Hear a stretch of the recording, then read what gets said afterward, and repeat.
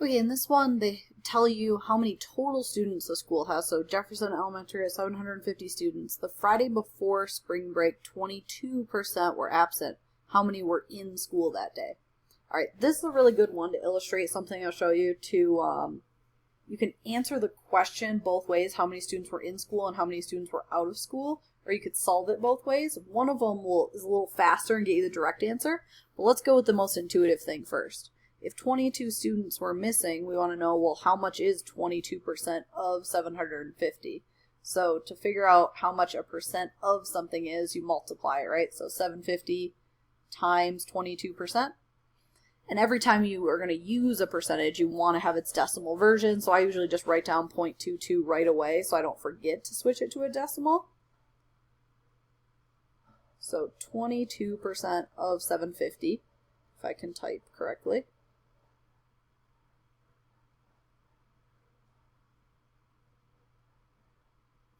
Is 165.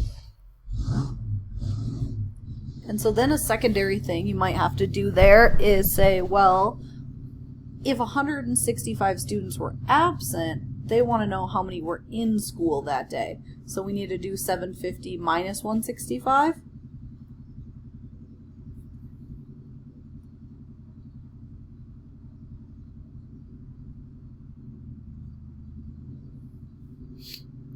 So if 165 students were absent, it looks like that means 585 students were present or in school that day.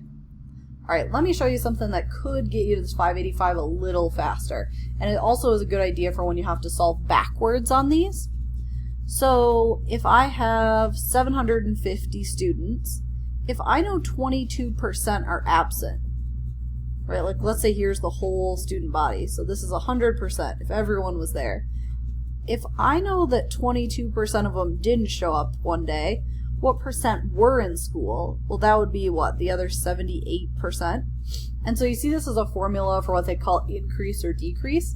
If you use the percentage off the percent that actually you want instead of the percent decrease, so I can say, well, if 22 students were missing percent of students, that means 78% of students were actually there.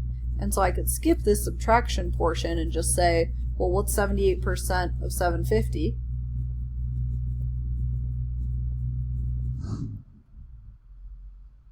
$585, and that gets me directly to the answer instead of having to go in that roundabout way.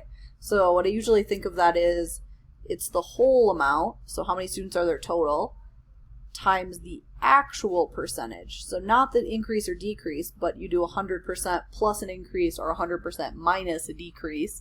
So how many actually were left if that's what you want, and that gives you your new value or your portion or your part of the whole that you were looking for. So 78% of people were in school that day is a quicker way to go about that.